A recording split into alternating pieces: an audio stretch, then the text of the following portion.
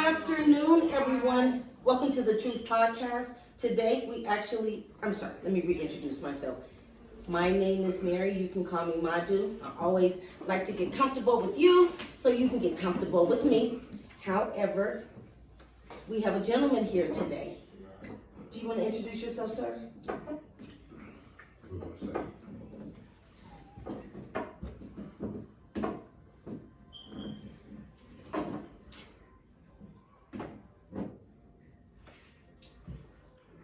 Hello.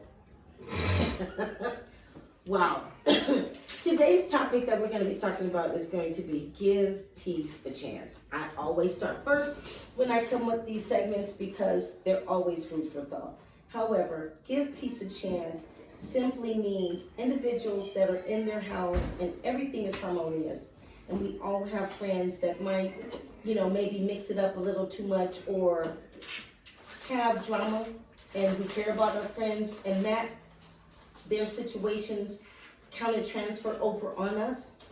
However, and how that their situation is so toxic, now it's toxic in your house, that's more what give peace a chance is. Kind of if I didn't engage in that or maybe support my friend or maybe go a little too far into the support, I probably wouldn't have been in the situation that I'm in now. Again, sir, is there anything that you want to add to include to give peace a chance, the topic for today? Yeah, well, give a chance to be still. I guess sometimes you have to separate yourself from friends. Especially when you elevating or they stand in the same place. It ain't no change. They always got but, why, no. What do you mean by but and why? An excuse. Oh, okay. Which they think is valid, but you know it's bullshit. Okay. So if your friends you can see are becoming complacent, you don't want to be their friend no more, or you just cut them off, or It's not that I don't want to be your friend, I want to be complacent, but we're grown men, so you have to make grown man decisions. You can't be here, there, all over the place, and you're not going forward or bettering yourself. And you're at an age to where you should know better. And I get that, but it just sounds so judgy to me. And I always let you guys know my background. I am a counselor. I'm still out there in the field. I work every day, same as you guys do.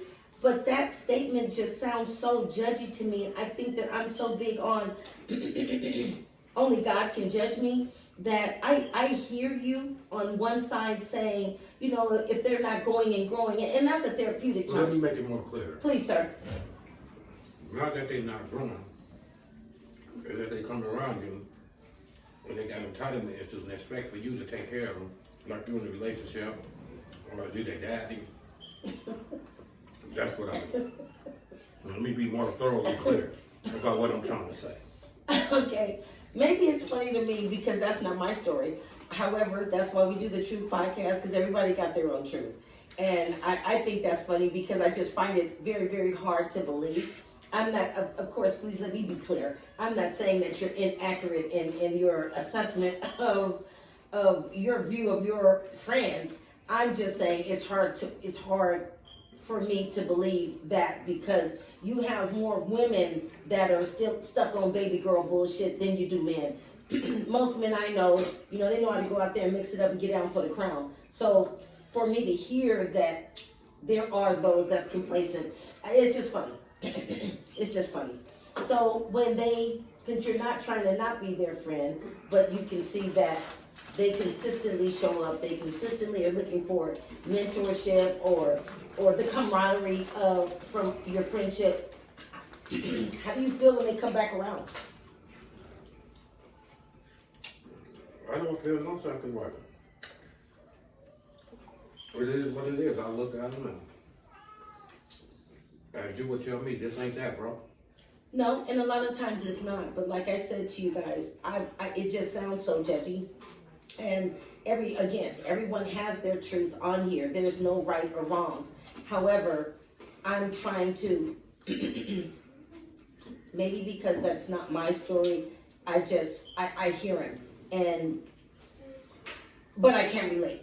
You know what I mean? Because maybe because I'm, like I say, I'm a friendly person that is friendless. I have a friend, not 9. There's a lot of people I know.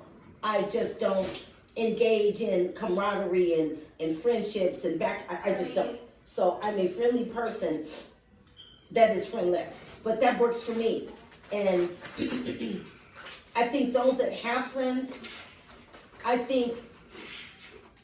think that anybody would want to be in the shoes that I'm in with no friend.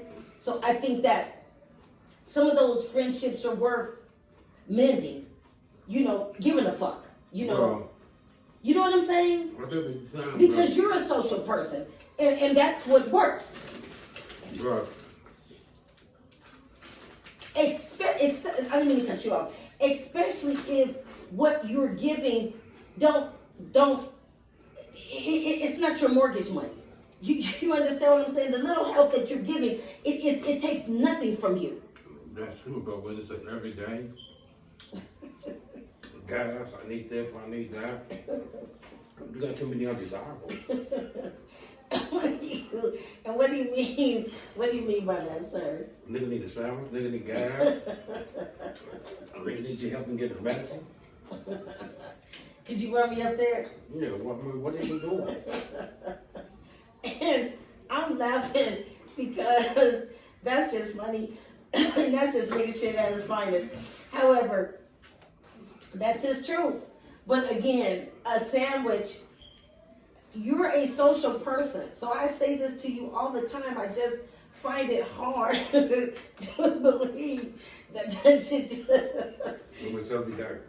that it gets on your nerves. Because it's every day. It's no break. It's And no I have break. 2 of them like that. At least one would come and call himself matching the blunt. It may be all dirt weed, at least we get the crime. Because other one, he ain't got nothing on nothing. Nothing on nothing. They need to wash a load. Let me take a shower. With entitlement issues. I don't think that that's it. You know, my And shit going bad around here, so I might need to stay at your shit a few days. No, that don't work for me. I tell you all the time, I don't think that it's entitlement issues. It is entitlement Let issues. me finish. I don't think it's entitlement issues that they have. I personally think, guys, that you have more than them. You have a house. You got a washer and a dryer. You know what I mean? Those things, those qualities and commodities, they only know a bitch to have it. Okay, check Not like that. Not that I'm saying you know bitch, but I'm saying you got more than they. So I can come over here and chill with my homeboys. I mean, is it cool if I watch alone? this Is like it that. cool? I got qualified off my mama back. I hear you. So I hear you. So again, so you're gonna hinder, or I'm not. it's not a hindrance. You're gonna sever their relationships. Yeah, when they trying to take me down the wormhole with a begging.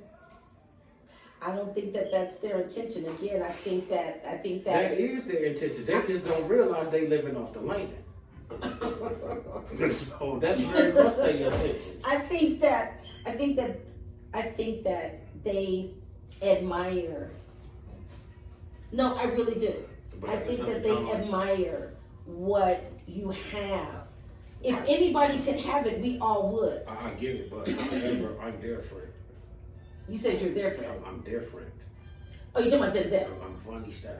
I'm not saying that you guys are the same class. I get what you're saying. It's not about I'm better than them, or I'm in upper class than them, or I'm in a higher tax bracket. Yeah, I'm not. I think didn't mean to imply any of that. I think it's more or less was the teachers I had, and my mom was like this: keep your own shit, Right, keep your own shit. Women trip. right, I've been with your daddy 65 years, Right. and I trip on him. right. So it's the tutelage of what you was brought up in the guidance. And I'm glad you said that You because know. that's a key element. I keep saying to you, I think that they just don't know any better.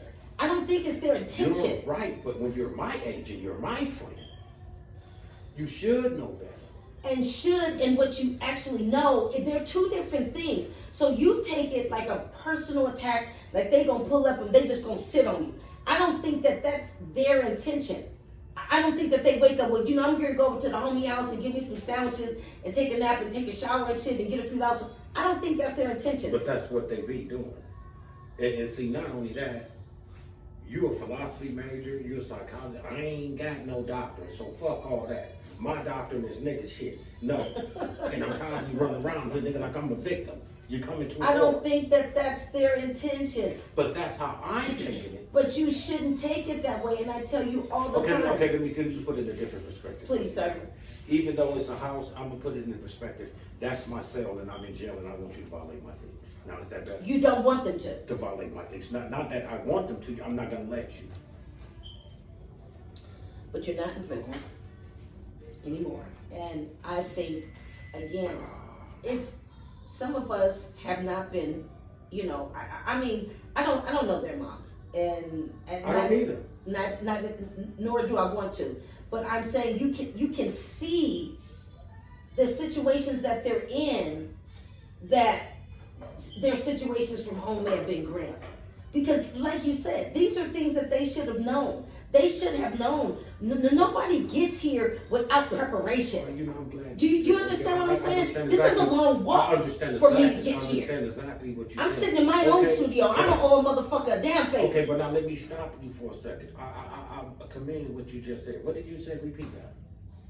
I talk more shit than Japanese. Okay, well, so what you just said was, maybe their situations was ground, maybe they wasn't raised right, or whatever the situation may be. I said this is preparation. Yeah, well, most motherfuckers that I know that grew up as Sherm babies, they still have groceries. Because, the mama may have been embarrassed tomorrow, the dad hitting the stick, getting naked in the hood, running around. You know what I mean? That was some different shit.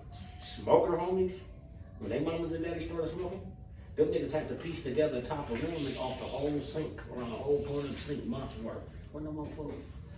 So I can't help the nigga situation if he come up with alcohol with daddy or a crackhead mom. I'm not saying that that's and if that their was story. his story, I'm not saying if that's his story or whatever story, you make your situation better. You're not hearing me. Sometimes if you're not raised to know better, a lot of these people are in these situations because they just don't know better. 13 bitches that can't cook. They don't know no better. You know what I mean? And that's just the truth. So when their parents their mom was in there cooking Christmas dinner and all this old shit, I don't give a fuck if it was some box shit. This bitch wasn't in there trying to get that. They just don't know no better. We're gonna start some cooking shows too, guys. They just don't know no better. So I don't really blame the person because they can only do what they know. Well, and it becomes shame on us as society to be judgy and not lend a hand to lift them up. This is a societal show. This is not a black or white show, a gray show. This is societal. Well, I really don't think you can really have my truth on here because I don't give a fuck about no baby bitch. So that bullshit, and these bitches don't know how to cook their onions. No, I'm just saying. But you know that there's some that don't. That's true. And them, stay away from me. You now that's out of my class. You my age, you got 5 grandkids. You going out with your daughter, you can't cook a pot of greens? Or let down prep for Thanksgiving, 4th of July, Easter. Bitch, go with that shit. It's a lot of them that's not what they're on. That's just not what they're on. Okay, well, I'm not going down there. No, and I'm not asking you to. I'm saying don't throw the baby out with the bathwater. But I have a whole segment on that.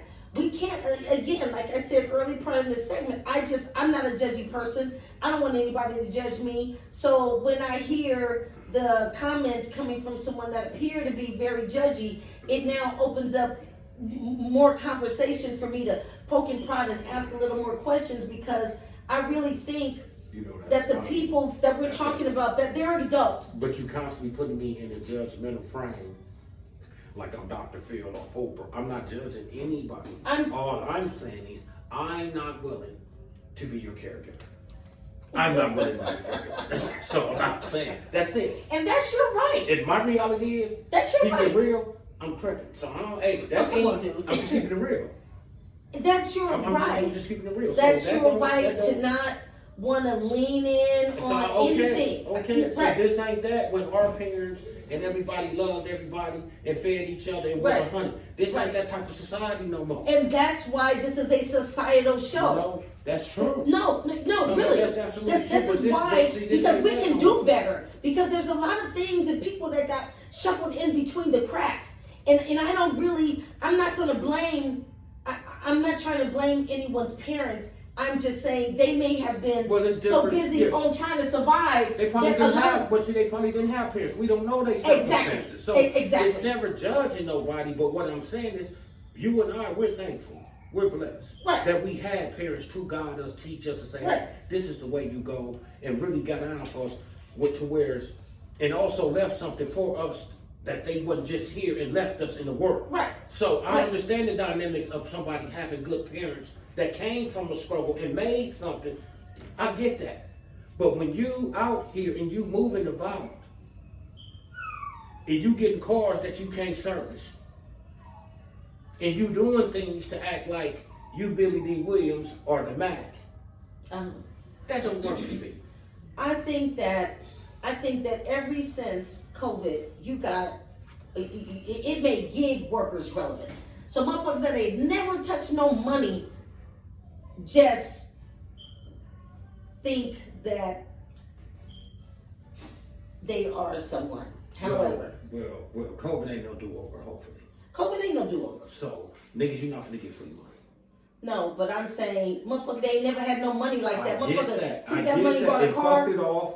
Oh yeah. And now you're hungry, your stomach to your back. You don't know how to survive.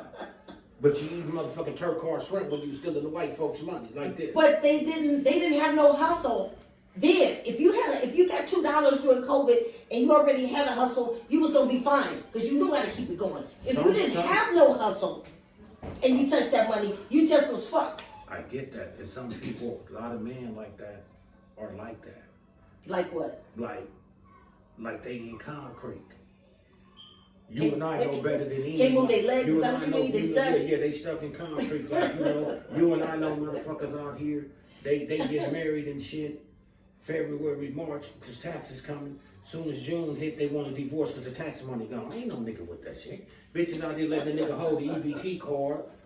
I got a whole segment on that, guys. To the day come. Then when the money load on the EBT, she don't know how to talk to the nigga in public after stove. Give him a shit. Woo, shaming him. So come on. And again, I have a whole segment, guys, on ethics. I got a whole segment, guys, on EBT and Section 8 and so on and so forth. So I'm not trying to put the cart before the horse. I always tell you guys that these segments cross over. One may cross over with segment 3. I'm sorry, we're also at segment 5 today. Our one season is almost over. So kudos to. And you can't look at it like that. People are different. People are, but again, as a society, that's what this show's premise is. As a society, if we can't sit here as a man and a woman. No, I get that dialogue, but the dynamics of everybody gonna make it. I once heard a comedian say. I'm not saying that. I once heard a comedian say, "Well, what the hell? If they give niggas all this money in reparations, what Cadillac gonna be? The highest selling dealership." Accurate. I wouldn't buy no Cadillac. I'm not a Cadillac driver. Well, that's not you, but the majority are going to get Cadillacs. Maybe still be in the apartment. I know niggas pandemic came up 2020. Ferraris, Lamborghinis. Oh yeah, and still, over there at G8. It's still parked in the project. At 2G. Yeah, come on, bro. Come on, bro. You ain't gonna get up out of here, bro. And Let me explain something to you. I know quite a few people. I've been in finance for a long time, just like I've been in counseling for a long time. I know quite a few people that touch money. I'm talking about good down payments on homes, 120, 130,000. But you don't know where to start. And I'm one of them that I ain't gonna help you. No, I get it. No, I'm not. I told the young nigga. I'm not gonna help you. I told the little young nigga, I'm seeing him hit 80, 120, 200. He banging. This nigga go and get used Benzes and shit. Like 50 Cent and gets rich. And just leave them stupid. Just But sometimes I'm you gotta looking leave at them him. out there. I'm like, no, homie, you fucking this money off. You a kid. Why don't you go get you 3 or 4 houses? you're gonna have something to fall back on. You know what the young nigga told me? That ain't where I came from, OG. My mom lives in campus in the apartment. So his ideology, fuck it, I'm gonna be a renter. Exactly. And the bag gonna be gone. Anyway, so let me say. So he feel as though if he go get a house, well damn, then I got to pay trash. You're motherfucking right. So you want to live with just as a dumpster? Because you're living in only 8-unit apartment. In a like you motherfucking hovel. Condos. Right, I get it, but that you couldn't have been more clearer. That is their ideology. And that's sad. But again, these shows are designed to be food for thought. If we can't sit here as a society and band together and talk about parents and talk about single dads, single moms, and banding together to pull them up to do better.